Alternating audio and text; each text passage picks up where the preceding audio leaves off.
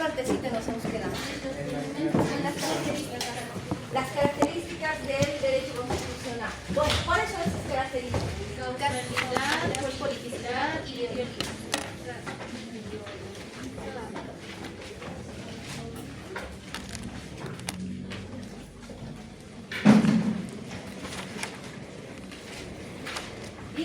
Ideologizada.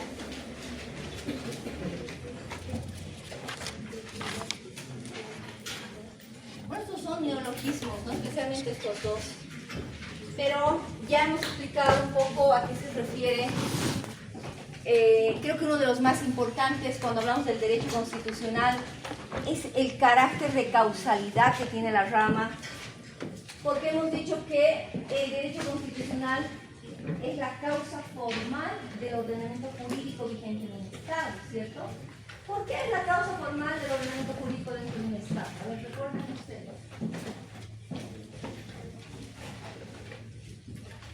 ¿Por qué?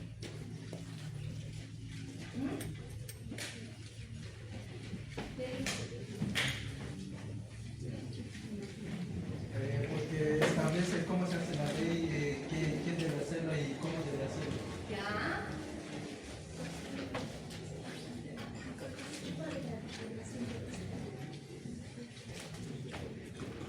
¿Ya?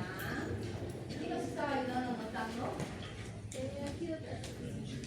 Ayúdenos. A ver, ahí dice Josué Vilca. ¿Por qué es la causa del ordenamiento jurídico? Orienta el sistema jurídico vigente en un Estado, ¿no? Tiene que ver con supremacía, pero también con jerarquía normativa. Si es la norma suprema, recuerden que esa norma suprema valida todo el sistema subconstitucional, ¿verdad? Al validar todo el sistema subconstitucional, todo el sistema subconstitucional se adecua a los parámetros definidos por la Constitución. Entonces es cierto lo que dice nuestro compañero, el derecho constitucional a través de la norma suprema, ¿qué hace? Define quién hace la norma, ¿sí? Define, determina cómo debe hacerse la norma y establece además cuál debe ser el contenido mínimo de esa norma, ¿sí? ¿Qué está haciendo al definir quién hace la norma, cuál es su procedimiento y cuál debe ser su contenido mínimo? Está orientando y disciplinando el ordenamiento jurídico dentro de un Estado, ¿sí? Entonces, la Constitución establece, por ejemplo, que el tema de los derechos humanos únicamente pueden ser regulados por ley. A través de un reglamento tú puedes regular aspectos relativos a derechos humanos, no, porque la propia Constitución que establece eso, ¿no? Que la regulación en materia de derechos humanos únicamente se hace a través de ley. Eso significa que el órgano legislativo es el único facultado para poder regular aspectos vinculados con derechos fundamentales. ¿Qué dice? ¿Quién hace la norma? El legislador. ¿Quién es el legislador en Bolivia? Senador o diputados.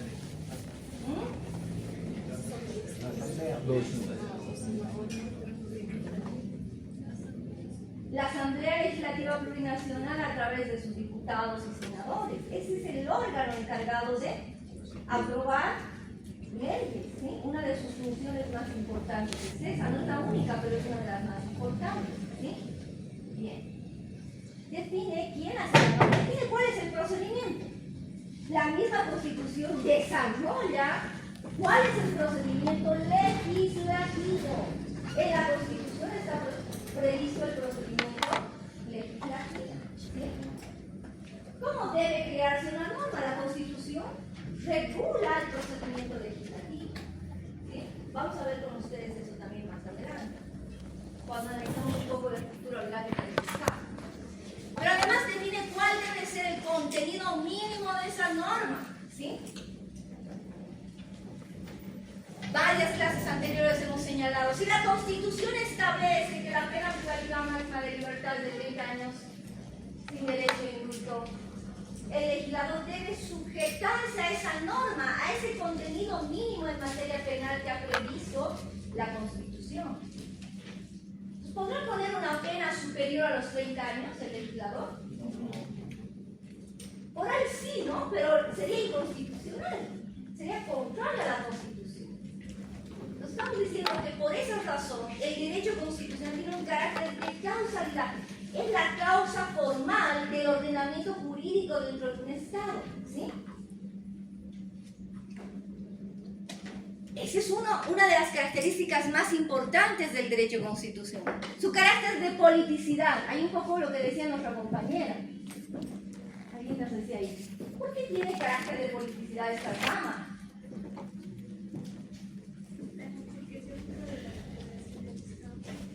Porque se ocupa de la vertebración del Estado. Toda constitución contemporánea, al menos hoy en día, tiene en su contenido tres partes. Una es la parte dogmática,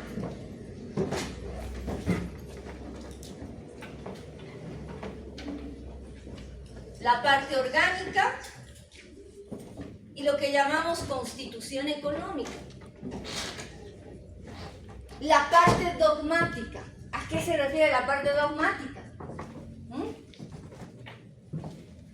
El desarrollo de los derechos y garantías constitucionales es la parte dogmática de la Constitución.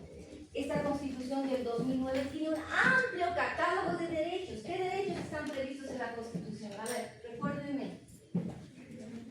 El derecho a la vida, el derecho a la educación, a la libertad. ¿Qué más? Derecho a la salud. ¿Qué más? A la familia. ¿Qué más? A una vejez digna. A la educación. Cada uno de los derechos tiene su límite, ¿no? Entonces, esa parte que desarrolla el catálogo de derechos es la parte dogmática de la Constitución. Derechos y garantías constitucionales. ¿Cuál es la parte orgánica? La estructura y funcionamiento del Estado, la institucionalidad del Estado, que no solo se reduce a los poderes públicos o políticos, o a los órganos de poder. Los órganos del Estado en Bolivia son el órgano ejecutivo, el órgano legislativo, el órgano ejecutivo, ejecutivo, el órgano judicial y el órgano electoral. Electoral, ¿verdad? ¿Sí? Bien, esos son los cuatro órganos del Estado boliviano. Ya vamos a ver en la siguiente clase por qué nuestra Constitución prevé órganos, no poderes como antes, ¿no? Esa es parte de la estructura institucional del Estado, parte de la estructura orgánica del Estado. Pero esa estructura institucional es un entramado de instituciones que no solo se reducen a los poderes de Estado, van más allá. Todas las instituciones reguladas por el Estado forman parte de esa institucionalidad. ¿Cuáles son esas instituciones reguladas en la Constitución? A ver, ¿qué instituciones regula la Constitución? Los ministerios, ¿parte de qué órganos son? Parte del órgano ejecutivo. La policía boliviana. ¿Qué más? A ver ahí usted. ¿Qué institución más regula la Constitución? Las Fuerzas Armadas. Aquí. La Defensoría del Pueblo. ¿Forma parte de esa institucionalidad, sí o no? ¿Sí? Las Fuerzas Armadas forman parte de esa institucionalidad, ¿sí o no? Sí. ¿Quién más? ¿Qué instituciones más regulan la Constitución? Los ministerios de salud, de salud. ¿Qué acabamos de decir? Los ministerios de Estado forman parte de qué? Del Ejecutivo. Del órgano ejecutivo. Forman parte de esa institucionalidad, pero a través del órgano Ejecutivo. ¿No? ¿Qué otras instituciones al margen de los órganos del Estado hay? La Contraloría. La Contraloría General del Estado. ¿Sí? ¿Cuál es su nombre? Contraloría. Castillo Charo. Castillo Charo. Anotamos a Charo. ¿Qué más? ¿Me está preguntando? ¿O está segura? La Procuraduría General del Estado forma parte de esa institucional. Sí, todas las instituciones que regulan la Constitución forman parte de este entramado institucional. Vea usted, la Contraloría, Procuraduría, Defensoría, Fuerzas Armadas, Policía Boliviana, todas forman parte de esa institucionalidad que es parte de la estructura orgánica del Estado. ¿Sí? Y la llamada Constitución Económica, ¿a qué se refiere? Es la forma en que el Estado interviene en la administración y distribución de los recursos, sobre todo los recursos estratégicos para el Estado, para que el Estado pueda cumplir sus fines. Sobre todo en los estados sociales es muy importante la Constitución Económica. Decía en la anterior clase, ¿por qué es importante la Constitución Económica? Porque este Estado social es un Estado proteccionista, de bienestar, benefactor, prestacional, presta servicios, ¿no? Para poder establecer un equilibrio, para buscar alcanzar esa justicia social. Entonces, si en este país no hay salud para todos, no todos pueden acceder a la salud es un derecho fundamental, ¿sí o no? Sí. Sí. Todos deben tener acceso a la salud, al derecho a la salud. ¿Sí? Pero no todos tienen acceso al derecho a la salud. O sea, tal vez aquel que tenga algunos recursos va a un médico privado, ¿no? Y eso significaría restringir o limitar el ejercicio de ese derecho a un grupo de la sociedad que tiene recursos económicos. Eso será justicia social, dice el Estado. No, no es justicia social, hay que equilibrar. ¿Cómo equilibrar? El Estado tiene que subvencionar eso. Por eso se llama Estado prestación, tiene que prestar servicios.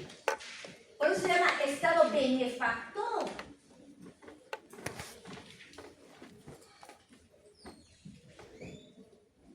Entonces, como debe subvencionar esos servicios, debe tener recursos para subvencionar, ¿no ven? Por eso es importante la administración y distribución de los recursos. Porque es la forma en que el Estado puede generar una suerte de equilibrio en la sociedad. Yo me preguntaré eso. A veces es medio complicado en países pobres como el nuestro, ¿no? Digo, a veces es complicado subvencionar de manera indefinida ciertos servicios. Hay un momento en que el Estado entra en crisis. ¿Cómo puedes subvencionar de manera indefinida eso?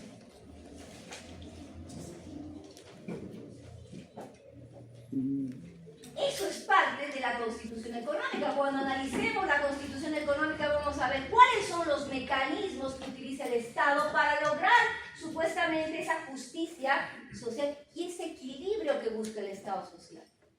¿Sí? Ahora, ¿por qué estamos hablando de esto? Porque las constituciones en su contenido tienen estas partes. Una parte dogmática, otra que es la estructura institucional orgánica del Estado, y una que se llama Constitución Económica, ¿sí? En la parte de la estructura orgánica está toda esa institucionalidad del Estado. También aquellas instituciones o autoridades que ejercen poder político en el Estado. ¿Por qué el derecho constitucional es una rama política o politizada? ¿Por qué tiene carácter de politicidad el derecho constitucional? No existe un área que no tenga carácter político en la Constitución, pero la Constitución se llama Constitución Política del Estado, ¿no? Porque es en la Constitución donde se regula precisamente las formas de acceder al poder político. Entonces usted quiere ser presidente presidente, si usted quiere ser alcalde, había un evento aquí, ¿no? Si quiere ser alcalde, si quiere ser gobernador, para ser autoridad y ejercer poder político en el Estado boliviano, debe sujetarse a lo que establece la Constitución. La Constitución regula las formas de acceder al poder político. Le dice, si usted quiere ser alcalde, debe cumplir estos requisitos. Si usted quiere mantenerse en el ejercicio del poder, su mandato es este tiempo. ¿No? Puede volver a repostularse por un plazo de otros 5 años de manera continua. ¿Sí? El problema grande en el país siempre y en otros países, particularmente sudamericanos, es eso, ¿no? El cómo te mantienes en el ejercicio del poder político. Y a veces haces artilugios para seguir ejerciendo poder. La anterior clase decíamos, ¿por qué es importante buscar un límite a eso? ¿Por qué es importante que esté preservado el principio de la alternancia en el ejercicio del poder? ¿Por qué es importante? Decíamos en la anterior clase.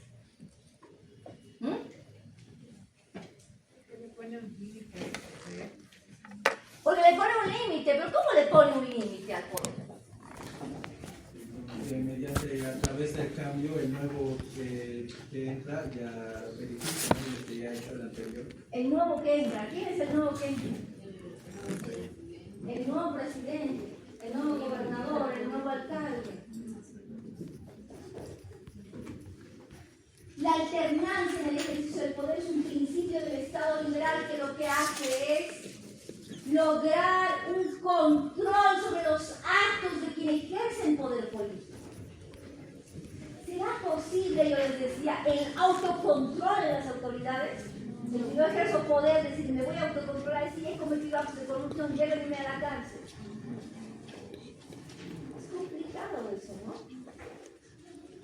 Lindo sería, ya si no necesitaríamos nada más que los principios y valores morales de las personas. Por eso decía, ¿no? A veces creo que es mejor ser mucho más rigurosos, es decir, 5 años, 6 años, y después que se vayan y nunca más vuelvan.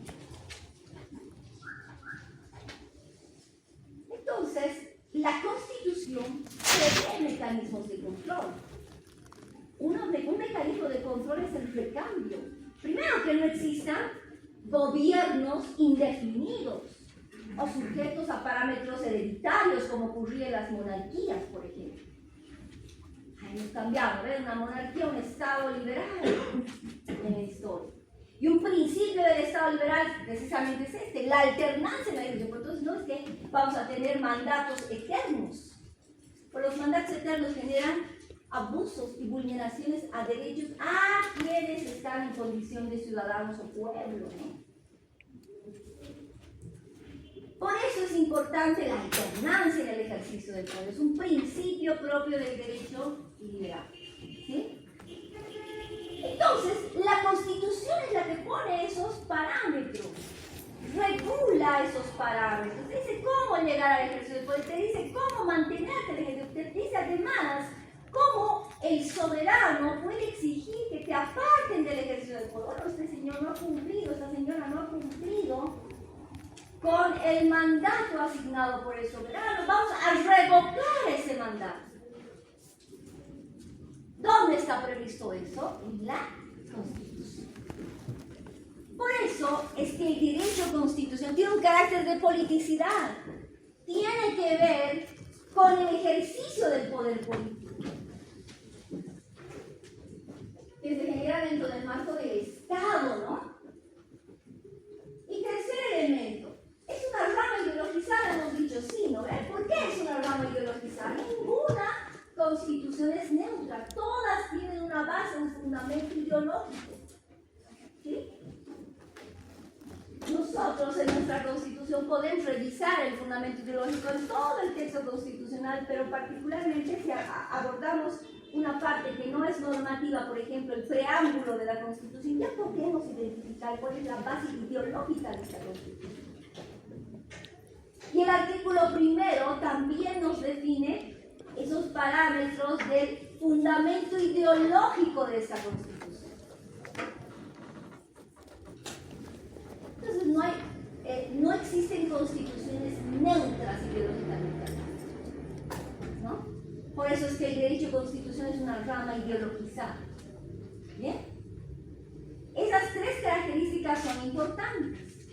Ahora, el derecho constitucional, queridos amigos, se vincula, diría, con casi todas las ramas del derecho. Por eso es transversal a muchas ramas del derecho. ¿Sí?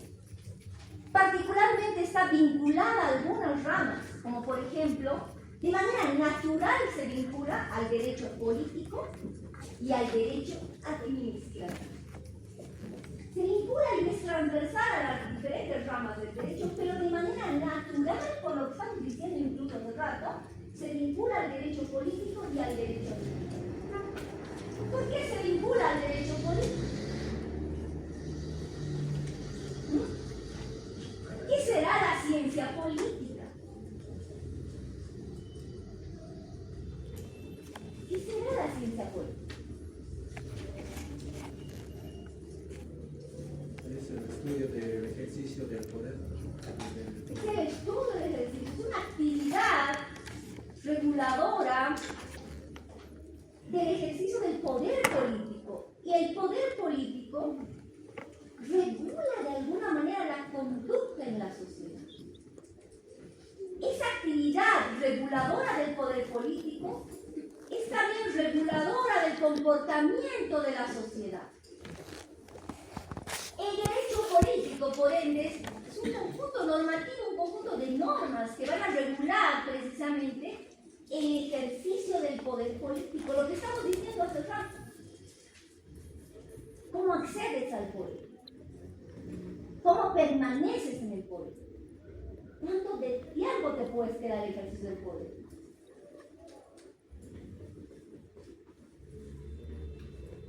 Entonces, ¿por qué naturalmente hay una relación entre el derecho constitucional y el derecho político? Porque estos elementos están pues regulados en la Constitución. ¿Sí? Precisamente estos aspectos que estamos mencionando están regulados en la Constitución. Por eso hay una vinculación natural del derecho constitucional con el derecho político.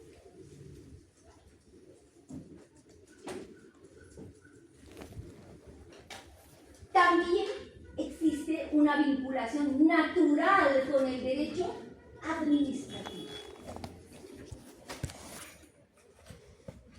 En un Estado constitucional democrático existe una institucionalidad necesariamente, como la que estamos viendo, ¿no? Cuando hablamos de una estructura orgánica del Estado. En las monarquías no había necesidad de esa institucionalidad. El poder absoluto lo concentraba el rey. Monarca. ¿Sí? Entonces no había una necesidad de una institución. ¿Cómo nace esta institución? Siglo XVIII. El derecho administrativo nace como una necesidad. ¿Por qué? Por el principio de la división de poder que viene con el Estado liberal. Entonces, ese principio de división de poder que establece, el poder no se puede concentrar en una sola persona, ¿no? Entonces se asignan competencias a un poder ejecutivo, legislativo, judicial. Eso significa que se crea una institucionalidad. El derecho administrativo lo que hace es regular, es un conjunto de normas, reglas, que regula ¿qué? El comportamiento de quienes ejercen la función pública. Entonces, el poder no se concentra en una sola persona. Estamos hablando ya de un entramado institucional a través de esos órganos de poder público. Y existe una necesidad de regular esa institucionalidad. Entonces, el derecho administrativo es ese conjunto de normas que regula precisamente el comportamiento de quienes ejercen la función pública. Regula el comportamiento y la interacción de quienes forman parte de esa institucionalidad y las relaciones de esa institucionalidad con el ciudadano. Entonces pregunto, ¿por qué habrá una estrecha vinculación entre el derecho constitucional y el derecho administrativo? Pues que la Constitución regula, o sea, todos esos procedimientos, esa limitación de los poderes.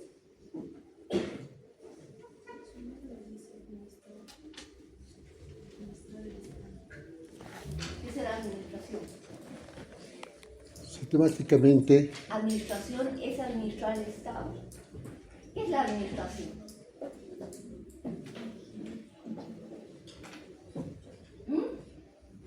¿Qué es la administración?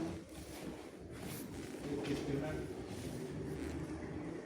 Si vamos de su origen etimológico hacia minister, en su gestión, en subordinación, por eso dicen al servicio del otro.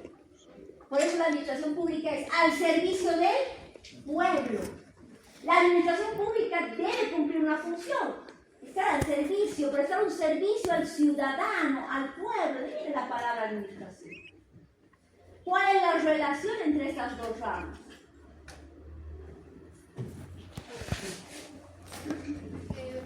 Es que la Constitución, el derecho constitucional se ocupa de la estructura, de cómo va a funcionar el Estado. En cambio, el derecho administrativo va a regular por cómo va a ser estructura. doctora, la administración justamente es planificar, ¿no? Organizar y así mismo controlar ¿Qué controla la administración? el manejo de los bienes del Estado. El Estado tal vez al ser quien administra los recursos y tiene carácter benefactor, es quien regula las instituciones que administra todos los recursos que van a servir para todos los ciudadanos. En ambos casos estamos hablando de la estructura institucional del Estado. Esa estructura institucional del Estado está diseñada en la Constitución y desarrollada por el derecho administrativo. Ambas coinciden porque ambas se ocupan pues del Estado. ¿Dónde se delinea esa estructura orgánica? Hemos dicho, todas las constituciones están conformadas por tres partes. Una parte orgánica, una parte dogmática y otra que se llama constitución económica. ¿Qué regula la parte orgánica en la Constitución? Toda esa institucionalidad. Esa institucionalidad, ¿qué hace? Presta un servicio al ciudadano. Por eso ya no se llaman funcionarios públicos. ¿Cómo se llaman hoy en día? Servidores públicos. Entonces, el derecho administrativo debe regular el comportamiento de quien ejerce la función pública, si se sujeta a la normativa establecida en el Estado. Y el derecho constitucional va a ser el que diagrame y estructure esa institucionalidad, ¿no? Nuestra institucionalidad es grande, no solamente poderes de Estado. Hemos dicho que hay varias instituciones que forman parte de ese entramado, ¿no ves? Todos estos son servidores públicos. Eso está establecido en la Constitución. En ambos casos estamos hablando de la parte orgánica de la Constitución. Por eso es que el derecho constitucional se vincula naturalmente con el derecho administrativo. Pero no se olviden que además de estas dos ramas se vincula con las otras ramas, porque ¿cuál es el fin principal del derecho constitucional? Porque es transversal al resto de las ramas.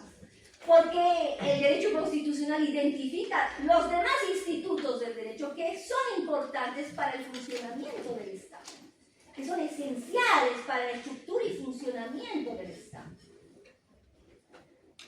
Por eso es que hay ramas subconstitucionales. ¿Sí? Ahora, concluido esto, es importante hablar del Estado, ¿no? ¿Qué tan importante es el Estado para el derecho constitucional? ¿Qué será el Estado? Ustedes lo saben. A ver, ¿qué será el Estado?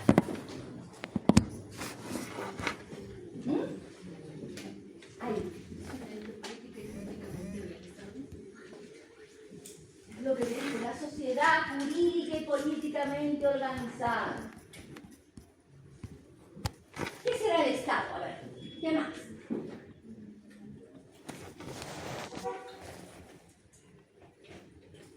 ¿Ah? ¿Ustedes se han enfermado o yo? Formas de organización. Hace mucho calor aquí, ¿no? Es una aula grande.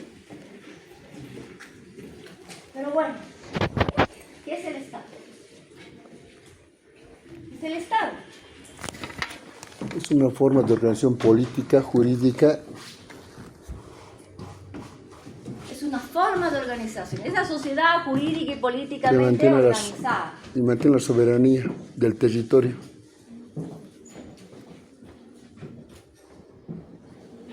Es lo primero que nos enseñan. ¿Qué es el Estado? Una superestructura. Es una sociedad que vive en un territorio determinado. ¿Qué más? Ahí, acá. ¿Qué es el Estado?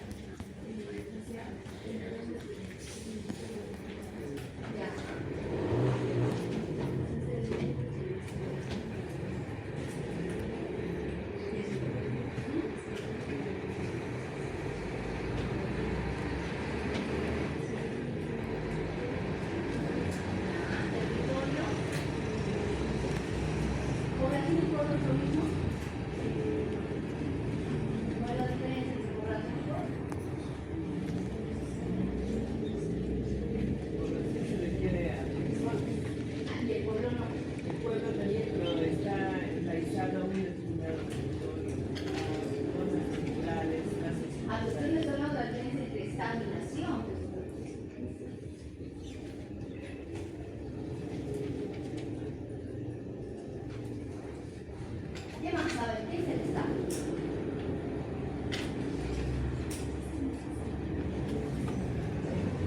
Una sociedad sobre su territorio. ¿Qué más? ¿Qué dice? Es la forma de organizar un país. La forma de organizar.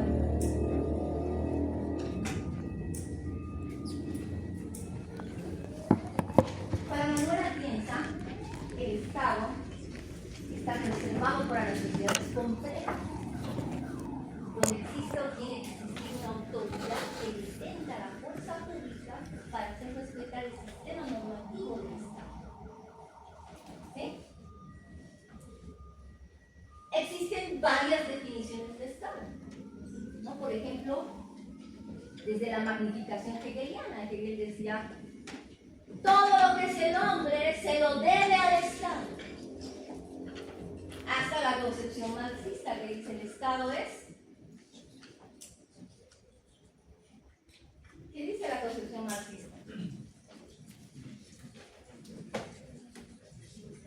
El Estado es un instrumento de dominación de una clase sobre otra. ¿Sí? Entonces hay varias definiciones de Estado, ¿verdad? Si queremos definir al Estado, incluso hablar de su origen etimológico, a ver, la palabra Estado deriva del latín status, que significa estar parado, estar en un lugar, deriva sobre de status quo, que significa, cuando decimos status quo, dejar en la situación actual, que se quede ahí, ¿no? Status republicae. El Estado puede tener diferentes definiciones, pero cuando hablamos del Estado en términos generales, se trata de una agrupación humana que ocupa un territorio, así lo han dicho, ¿no? Es una agrupación humana que ocupa un territorio donde existe un orden jurídico, político, económico, social. ¿Sí? ¿Qué más es importante? dentro del Estado? Su administración. Su administración. Entonces, una agrupación humana asentada en un territorio, ¿sí? Para el Estado es importante el territorio. Una agrupación humana asentada en un territorio donde hay un orden jurídico, económico, político, social, y donde existe una autoridad que detenta de forma legítima el ejercicio de la fuerza pública. ¿Para qué? Para hacer respetar ese orden establecido. ¿Sí? Entonces, vean ustedes, ahí estamos desentrañando incluso cuáles son los elementos del Estado. Decimos, ¿qué es el Estado? Si os pregunto en el examen, ¿qué es el Estado? ¿Qué me va a decir usted? Es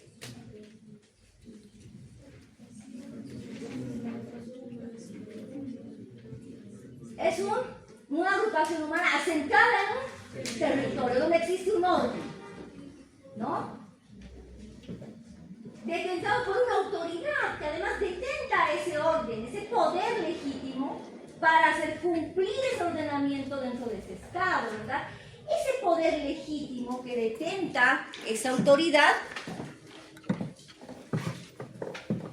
hace que existe una relación estrecha entre lo que es el Estado y el derecho.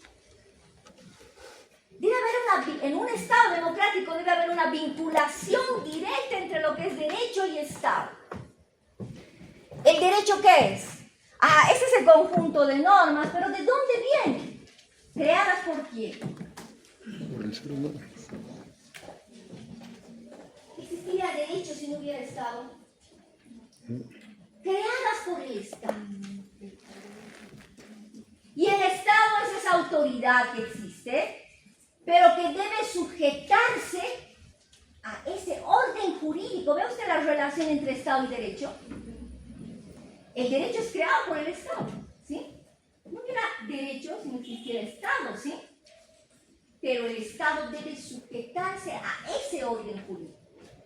Entonces estaremos hablando de un Estado constitucional, de un Estado democrático, de un Estado de derecho. Ahora, ¿cómo es que nace el Estado? Lo hemos hablado con ustedes, cuando hemos hablado del origen del Estado. ¿Cómo se organiza primero, pues, el ser humano? ¿De dónde nace el Estado? ¿Cuáles son esas primeras formas de organización y lo que nosotros llamamos constitución real? Diferente, no vea la constitución formal. La que ustedes tienen ahí es una constitución formal. ¿Cuáles son las primeras formas de organización que se reflejan en lo que llamamos la constitución real? El ser humano existe y lo primero que hace, hemos dicho en la primera clase, ¿qué es lo que hace? ¿Cómo es a sus iguales? Usted es igual a mí. ¿En qué sentido? Agruparse a los de su misma especie. ¿Por qué se agrupa a los de su misma especie? Para sobrevivir. ¿Sí? ¿Sí? Entonces surgen las primeras formas de organización del ser humano. Para sobrevivir me agrupo a los de mi misma especie y me empiezo a organizar. Entonces ustedes, si están en esos primeros años de existencia del mundo y del ser humano, ¿qué es lo que haría para poder sobrevivir? Ya se ha agrupado con los de su especie. Nosotros somos los primeros habitantes. ¿Qué es lo que vamos a hacer? ¿Qué es lo que harían ustedes? Bueno, toditos nos vamos a ir a buscar comida. Pues, ¿qué hacemos? Organizarnos. Nos organizamos. ¿Cómo nos organizamos? Designando roles. ¿Quién organiza esos roles? Va a haber siempre alguien, ¿no? Va a haber un líder, va a decir usted, vaya pues a buscar hierba. Usted se queda en la casa como esa viceministra que ha renunciado. No, yo no me quiero quedar en la casa.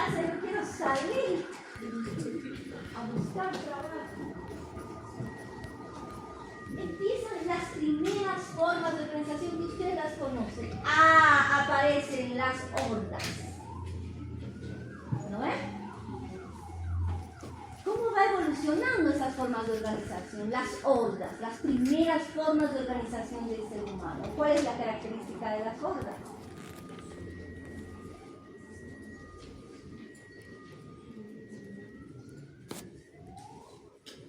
¿Ah? ¿Cuál es esa característica?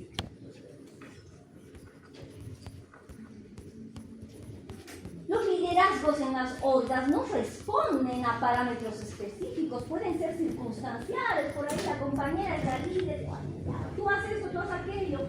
No se establecen parámetros definidos para decir quién es el que organiza o quién es el líder. Estamos hablando de la construcción del Estado, ¿no? Con la gente clan, y empieza a evolucionar. ¿Quiénes son los líderes? Responden a mandatos hereditarios. De ahí empieza a existir lo que se llama los matriarcados. ¿A qué responden? A carácter hereditario, ¿no? La madre es la líder, matriarcado. El padre es el líder, patriarcado. Luego vienen las tribus. Es el líder el que ha hecho méritos, el más fuerte, el que ha defendido el grupo. Esa es la evolución histórica del Estado. Y luego la nación, y dice ahí la diferencia entre nación y Estado. ¿Cuál será esa diferencia? El territorio. Que en el caso del Estado es fundamental la existencia del territorio. Y empezamos a hablar de los elementos del Estado. Para una nación puede ser un conjunto de personas que están unidas por vínculos culturales, de idioma, históricos, pero no necesitan tener un territorio. ¿Sí? En Bolivia, ¿cuántas naciones hay? 36. 36. ¿Sí? Entonces vienen a definirse cuáles son los elementos del Estado. ¿Cuáles son? Ahí la compañera lo ha dicho, ¿no? Primer elemento, el territorio. ¿Qué es el territorio? El lugar donde vivimos, nacimos. Donde vivimos. Es el espacio geográfico habitado por esa agrupación humana. El Estado es una agrupación humana asentada en un espacio geográfico, en un territorio, ¿sí? En el cual existe un orden jurídico, político, etc. Y donde existe una autoridad que detenta legítimamente el poder de la fuerza pública. Entonces el territorio es un espacio geográfico que no solo limita la soberanía del Estado. ¿Por qué es importante el territorio? ¿Cuál es la importancia del territorio? ¿Por qué el Estado necesariamente tiene que contar con un territorio y la nación no? ¿Por qué razón? Superación, la jurisdicción, soberanía. Pero cuando me habla de jurisdicción se trata de administrar justicia. Diferente. ¿Qué me ha dicho? Soberanía. Claro, hemos dicho delimita la soberanía del Estado. Pero ¿por qué es importante el territorio para el Estado? Debe ejercer su poder. Debe ejercer su poder sobre... Estamos hablando pues de eso, la soberanía, limita la soberanía del Estado.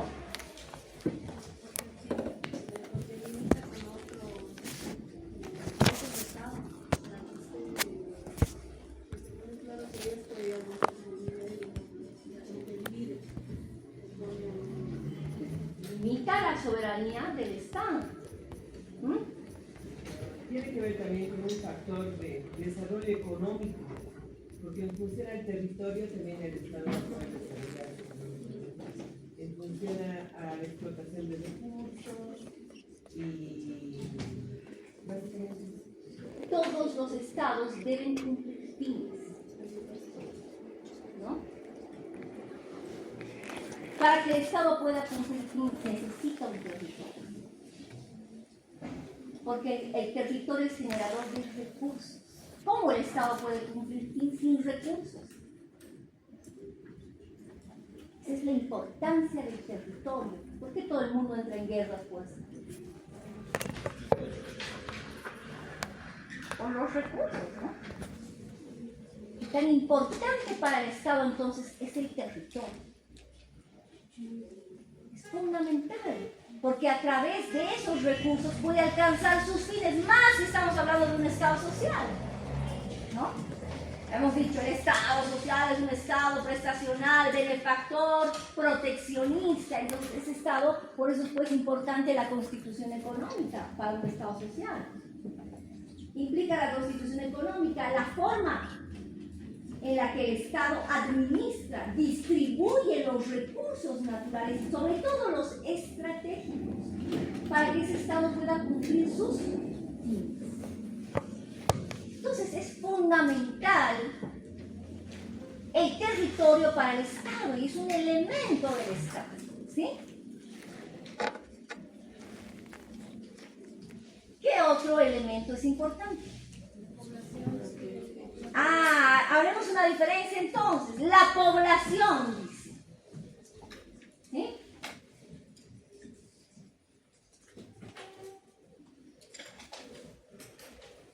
¿La población qué es? Ese conjunto de personas nacionales o extranjeras que residen en un determinado territorio.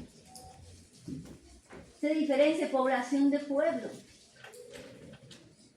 ¿Cuál es la diferencia? ¿Ah? ¿Hay una diferencia o no? El pueblo es como que un espacio donde hay gente que comparte cultura y ideología. Pero ahí me está hablando usted de la nación. ¿Cuál es la diferencia de pueblo y población? La población sería el conjunto total y el pueblo sería un específico, singular. ¿Cómo? ¿Usted es parte de la población o del pueblo? De ambos. Entonces, ¿cuál es la diferencia? ¿No hay diferencia? Pueblo somos todos, población es algo más pequeño. Pueblo somos todos, población es algo más pequeño. Una comunidad es un pueblo. Pueblos Eso me indígenas. hace recuerdo a una canción. Son los que comparten, digamos, algo en común, ya como A lo mismo que dice el compañero. la costumbre, el idioma. A ver, ahí atrás que se están durmiendo, me van a contagiar ahorita. Diferencia entre pueblo y población. Ahí atrás. Población es algo más genérico, es como les Más grande. la cantidad de gente que está en pueblo es más específico, va más sobre la identificación de cultura que tengan dentro de una región en específico. Pueblo es más específico. Población, como usted lo ha mencionado, es ese conjunto de personas nacionales o extranjeras que ocupan determinados territorios del Estado. Y pueblo llega a ser las personas, o sea, ya nacionales, que digamos ya como los Allá, ciudadanos. o sea, en el pueblo ya no están incluidos los extranjeros. ¿Sí? ¿Puede ser? Sí, Esa será la diferencia. sí. ¿Sí? A ver, alguien más, ¿qué se les ocurre ahí atrás? Para no dormir. ¿Por qué no se toman por su cafecito? Después de todo en clases. Aquí La mismo. población es un concepto. A ver, ahí atrás, diferencia entre pueblo y población. ¿Usted es parte del pueblo o de la población? ¿Usted es parte del pueblo o de la población? ¿Ah? ¿Por qué? Como persona, considero parte de una población más grande y pueblo, me parece que es parecido, pero es a la más pequeña. Parecido pero no tanto. A ver, la población es el conjunto de personas nacionales o extranjeras que están asentadas en un territorio, ¿no? Si se involucra algo mucho más general, dicen allí, ¿sí? pueblo se caracteriza porque estamos hablando de una población pero que ejerce derechos políticos. Entonces, cuando hablo de pueblo, estoy hablando del titular de la soberanía. ¿Quién es el titular de la soberanía cuando hablamos del poder constituyente? ¿El pueblo o la población? El pueblo. El pueblo. ¿Quién ejerce derecho político? ¿Quién es el que ejerce derecho político? El que puede elegir y ser elegido. ¿Y quién es el que puede ser elegido y puede ser elegido? Ah, ¿quién? Pero todos somos ciudadanos. Un bebecito de 3 años es ciudadano boliviano o no? Y nace aquí. Doctora, la ciudadanía se adquiere a los 18 años. Ah, diferencia usted lo que es un ciudadano de lo que es la ciudadanía. En la Constitución establece que esa ciudadanía se adquiere a los 18 años de edad. ¿Ustedes son parte del pueblo? Sí. No podéis ser mayores de 18, no creo que haya gente menor de 18 años, ¿no? ¿O sí? ¿En serio? Todos son mayores de 18. Ejercen sus derechos políticos y por lo tanto son parte del pueblo. Son titulares de la soberanía.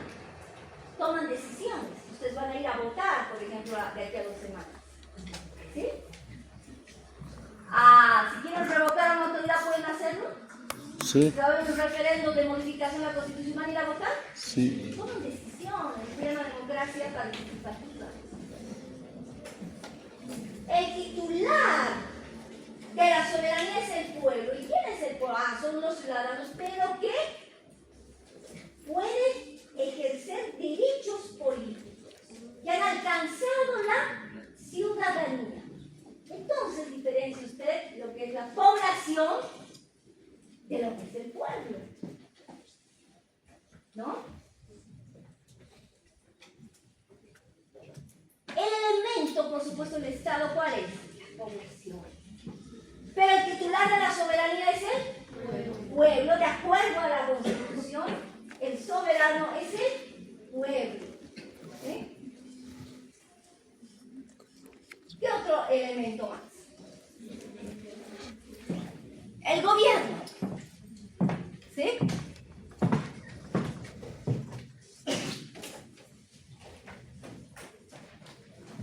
¿Qué es el gobierno?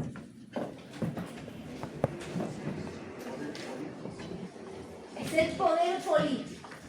¿Qué implicará el poder?